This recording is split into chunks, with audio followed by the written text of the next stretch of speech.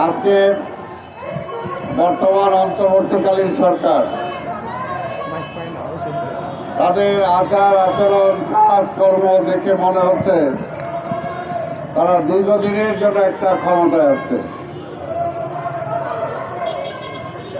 আরে বাবা, আপনাদের কাজ তো জিনিসপত্রের দামের উপর ট্যাক্স বাড়ানো না।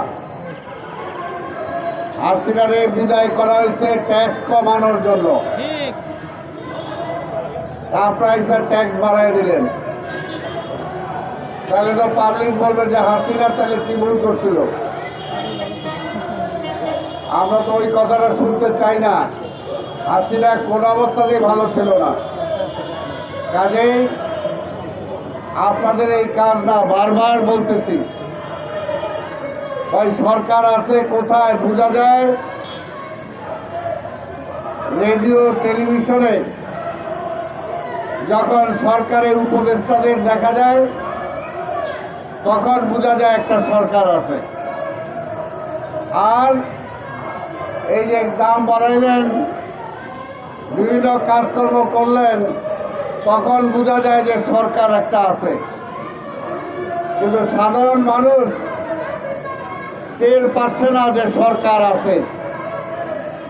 ঢাকা শহরে এই যানজট দেখে মনে হয় না যে দেশে একটা সরকার আছে।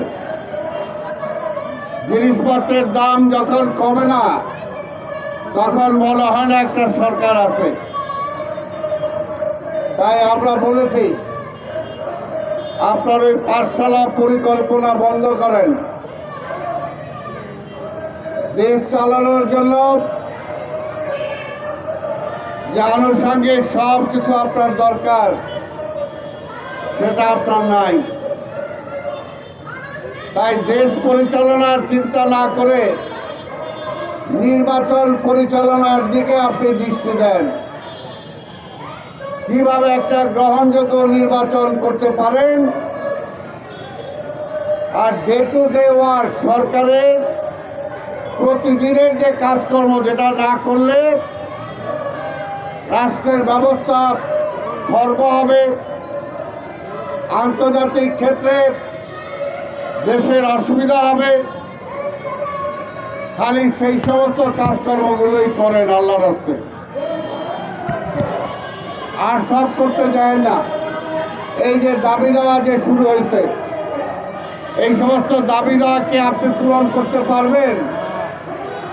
আপনার পক্ষে তো সম্ভব না। তা আপনি কেন এখনো ঘোষণা দেন না যে এই সরকারের কাছে দাবি দেওয়া করে কোনো লাভ নাই? নির্বাচিত সরকার আসলে তাদের কাছে দাবি দেওয়া দিয়েন। এই সরকারের কাজ একটাই হওয়া উচিত, বিগত ফ্যাসিবাদ গণবিরোধী যে আইনগুলো করেছে, জনগণের স্বার্থ বিরোধী যে আইন করেছে, সেগুলোকে বাতিল করা। সেগুলো তো বাতিল কি করছেন আমরা তো দেখি না।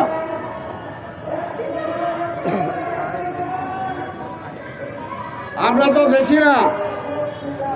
আমরা চাই এই দেশের মানুষ 17 বছর ধরে এই আওয়ামী স্বৈরাচারের হাতে নিষ্পেষিত হয়েছে।